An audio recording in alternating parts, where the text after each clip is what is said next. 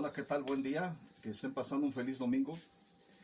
Quiero informarles que la reunión familiar que dirigen el maestro Goyo y Rosy en la casa de Ángel y Aurora abrirá sus puertas el lunes 8 de junio con las medidas sanitarias que ya se han venido anunciando, que es ponerse cubrebocas durante toda la reunión, usar gel antibacterial, tapete sanitizador para las suelas de los zapatos o algún spray que se pueda rociar en las suelas de los zapatos, guardar la distancia reglamentaria, entre otras cosas, para que por favor, los que asistan a esa reunión puedan respetar cada una de las cosas que se piden, y si no, pues que tengan la libertad de quedarse en sus casas.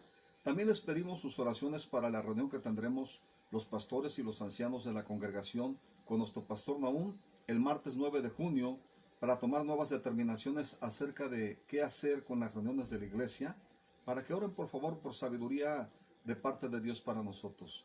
Recordemos que una de las premisas que estamos siguiendo es el amor al prójimo o por amor al prójimo, y no quisiéramos, como nos ha dicho nuestro pastor Nahum, que alguna persona se enfermara por causa nuestra.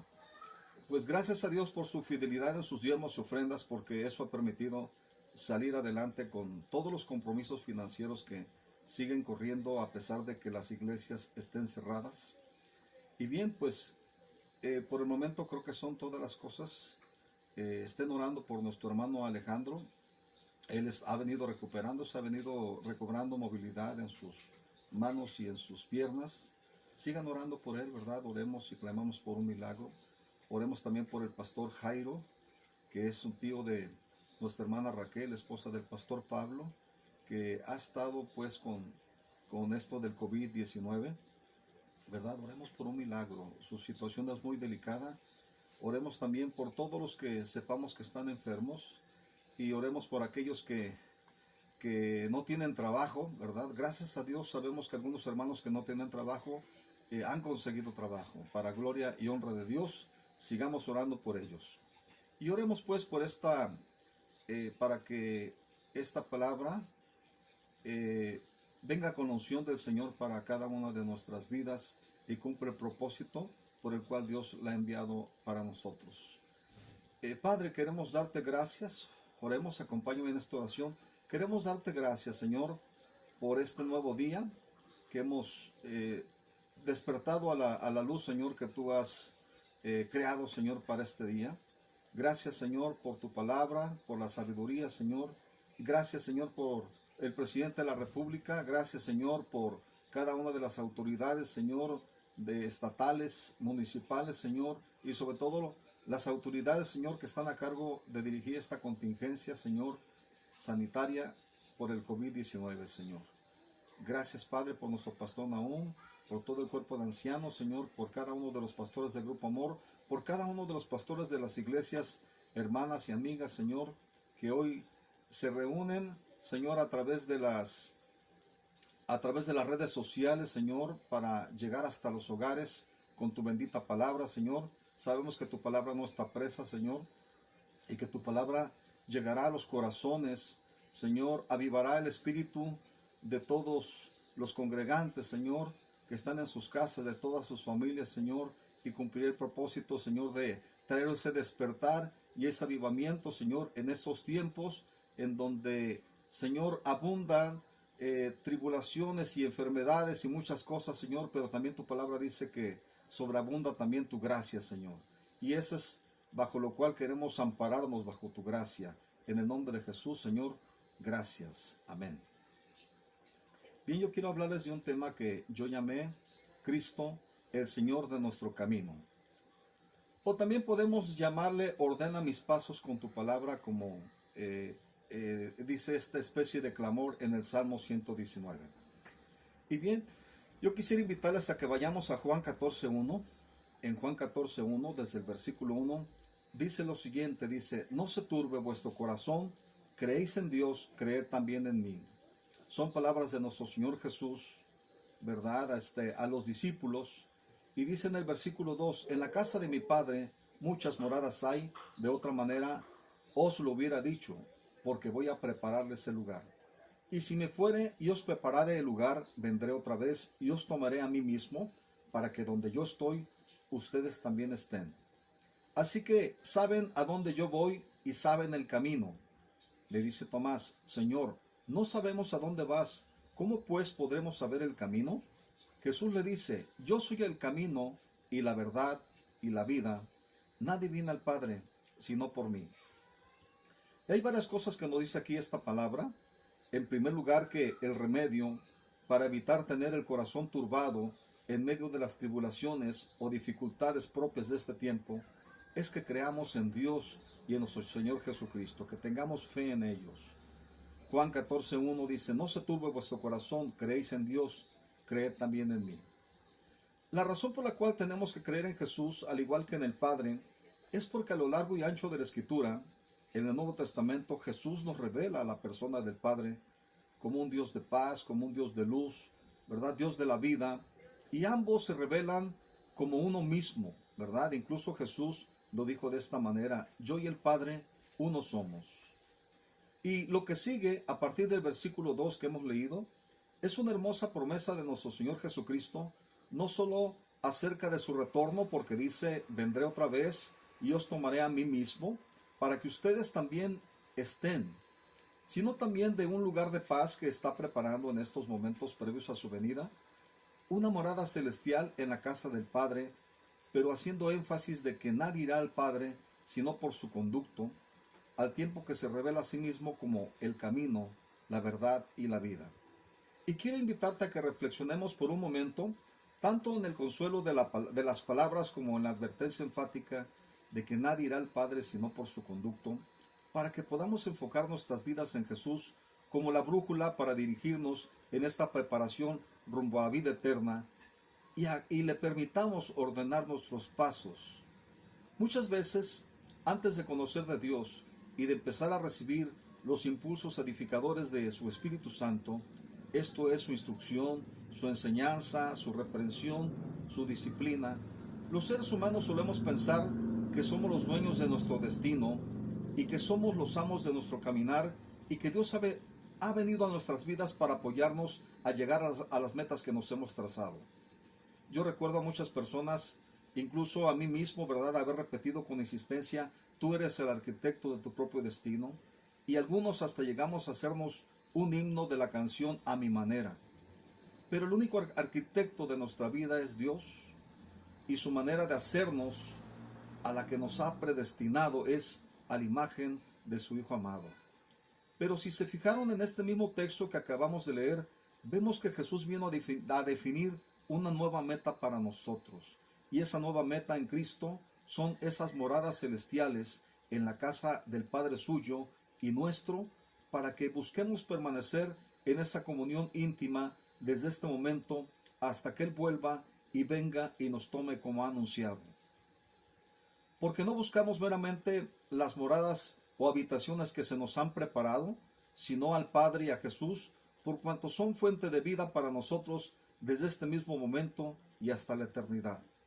Y a medida que le vamos dando lugar a Dios en nuestra vida, a medida que conocemos sus pensamientos y voluntad por medio de su palabra, es que nos cae el 20 de que por nosotros mismos nada podemos hacer, y que, escuche bien lo que le voy a decir, que nosotros no somos señores de nuestro camino, sino Dios.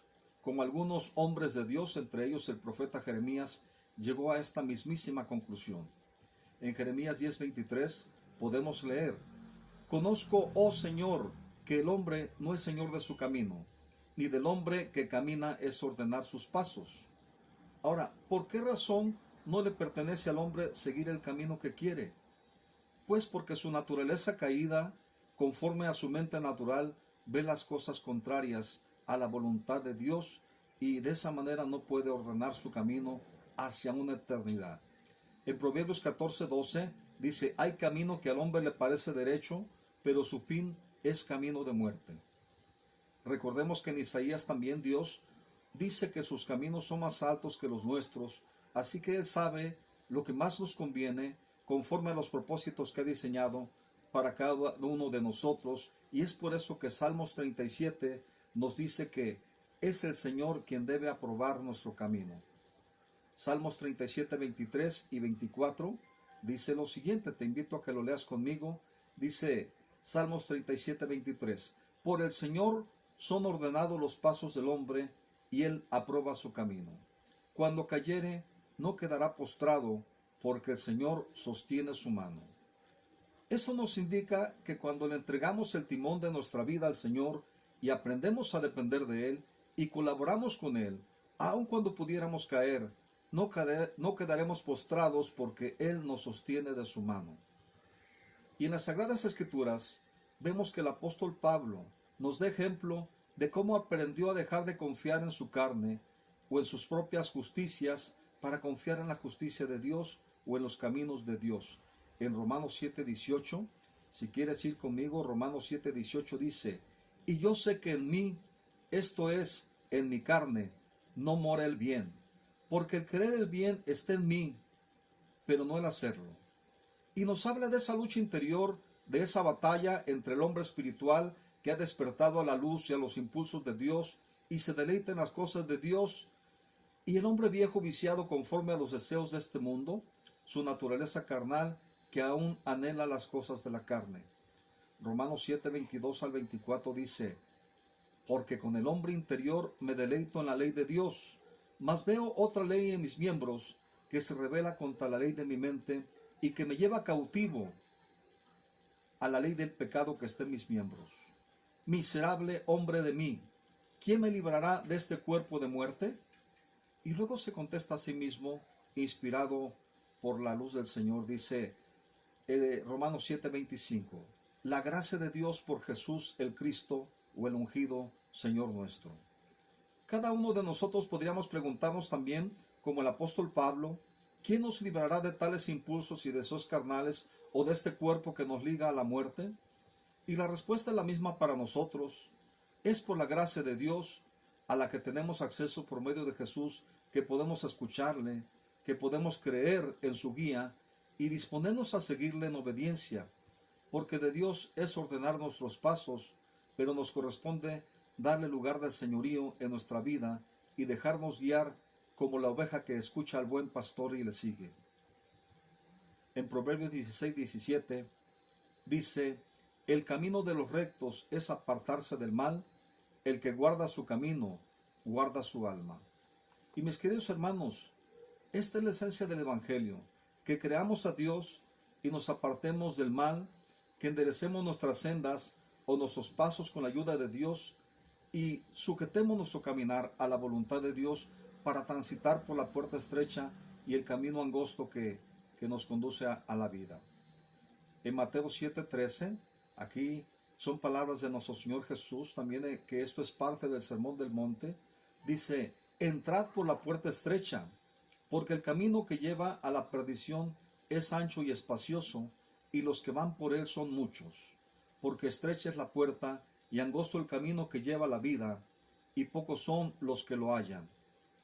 Solamente pueden hallarlo los que confían en Dios de todo su corazón y pueden mirar sus caminos porque le han entregado su corazón. Esto es lo que dice Proverbios 23:26, dice: dame, hijo mío, tu corazón y miren tus ojos por mis caminos.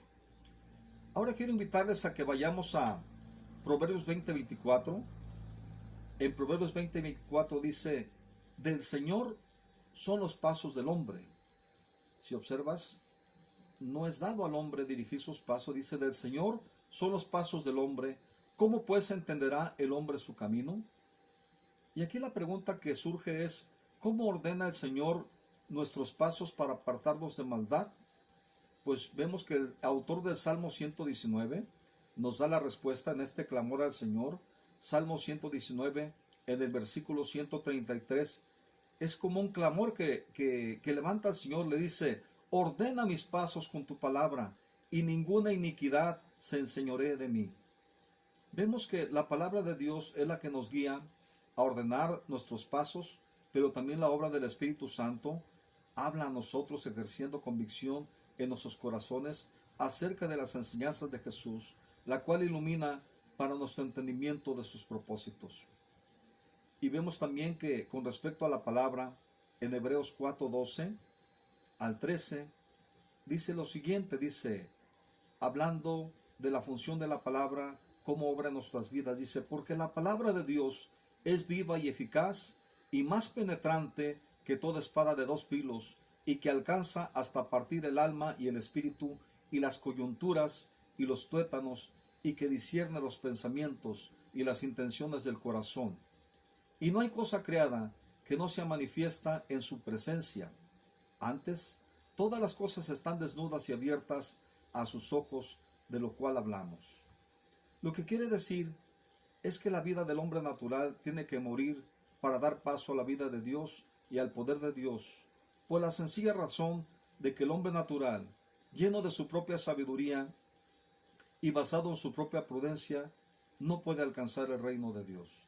Necesitamos aprender a exponernos a la luz de la palabra de Dios, que es viva y eficaz, tan eficaz que el libro del profeta Isaías dice que no regresará vacía, sino que cumplirá el propósito por el cual Dios la ha enviado.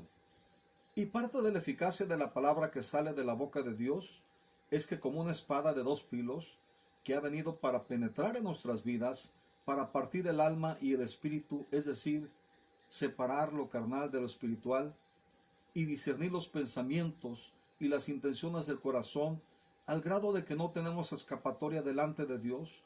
Nuestra carnalidad que debe morir, queda al descubierto, queda evidenciada, para que sea renunciado y removido, y aceptemos en cambio los pensamientos y los caminos de Dios, que son más altos que los nuestros. Y hay veces que podemos enfrentar dureza para escuchar, sobre todo en algunas áreas de nuestra vida que cada uno de nosotros sabe que son más duras para poder escuchar la palabra de Dios. Hay quienes dicen, qué dura es la palabra de Dios. Y en realidad, más bien podemos decir que nosotros somos los duros, ¿verdad?, para poder entender o para poder recibir la palabra del Señor. Y entonces, porque la misma palabra dice en Hebreos, si oyeres hoy su voz, no endurezcas tu corazón. Pero lo que yo veo aquí es que la palabra, como espada de doble filo, puede cercenar y partir los huesos y dejar al descubierto los tuétanos o lo que hay en el interior. Y así en nuestras vidas, ¿verdad? Así hay áreas de dureza en nuestra vida.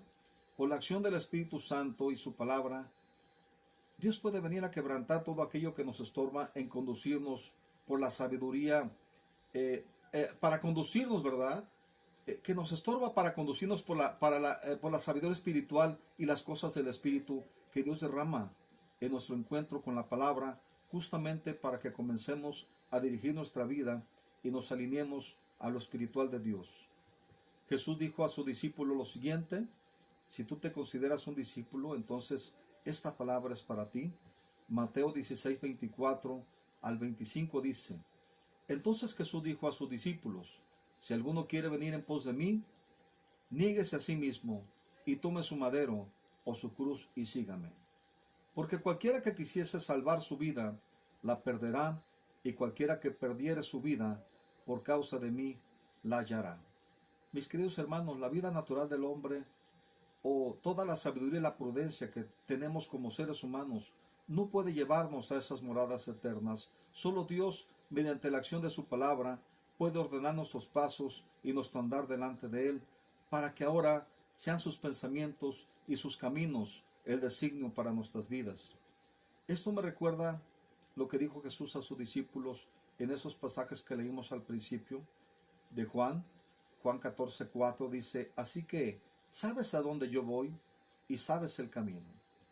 Y Jesús es nuestro camino, y si vemos que si Él cayó a tierra como grano de trigo para dar fruto, y ese fruto somos todos los creyentes de todas las naciones, de todo pueblo, de toda tribu, de toda nación, ¿verdad? También podemos entender, ¿verdad?, que cada uno de nosotros tenemos que crucificar la vida de nuestro hombre natural, que se apoya en su propia prudencia, porque la carne es enemistad contra las cosas del Espíritu o las cosas de Dios.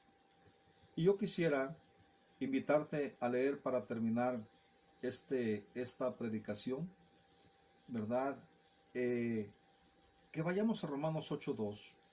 Aquí nos dice algo muy interesante, no lo vamos a explicar, pero se puede entender porque es una palabra muy clara. Dice Romanos 8:2, dice, porque la ley del Espíritu de vida en Cristo Jesús me ha librado de la ley del pecado y de la muerte. A eso ha venido el Espíritu de Dios, ¿verdad?, a librarnos de la ley del pecado y de la muerte.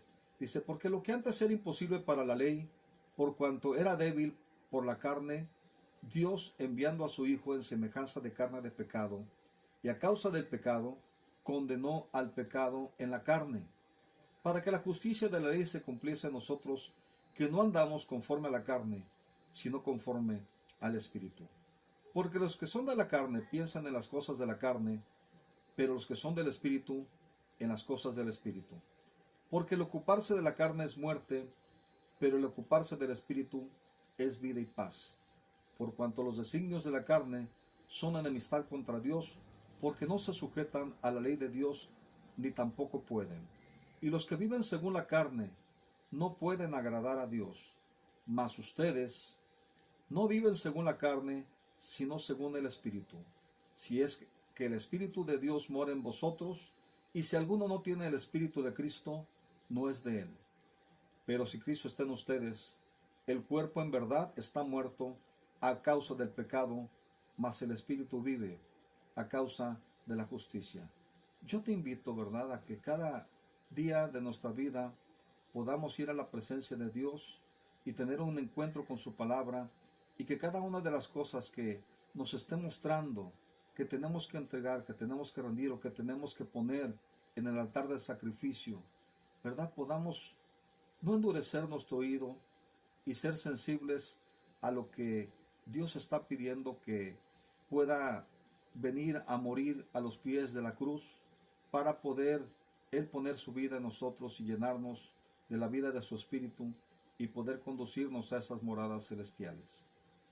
Y yo te invito a que oremos para despedirnos. Padre, queremos orar, Señor, para que tú sustentes nuestros pasos en tus caminos, Señor, para que nuestros pies nos rebalen, Señor, para que cada día de nuestra vida, Señor, podamos, Señor, presentarnos delante de ti como un sacrificio vivo, santo, agradable a ti, Señor, que puede presentar cada miembro de su cuerpo, Señor, como miembros dedicados a tu justicia, Señor, para vivir tu justicia, Señor, ya no al pecado, Señor, y que seas tú, Señor, ordenando nuestros pasos, ordenando nuestro caminar, Señor, porque es tuyo, Señor, esa misión. Te levantamos, Jesucristo, como el Señor de nuestros caminos, Señor, el que ordena nuestros pasos, Señor, y clamamos a ti y te pedimos, Señor, ven y ordena nuestros pasos, condúcenos a tus moradas eternas.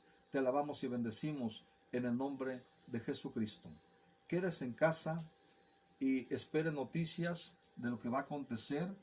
Pedimos oraciones por los pastores y los ancianos de la congregación para esta reunión del martes 9. Y los que vayan a iniciar sus reuniones familiares, por favor, respeten las normas sanitarias. Que Dios les bendiga. Les amamos, les extrañamos. Esperamos vernos pronto. Que Dios les bendiga.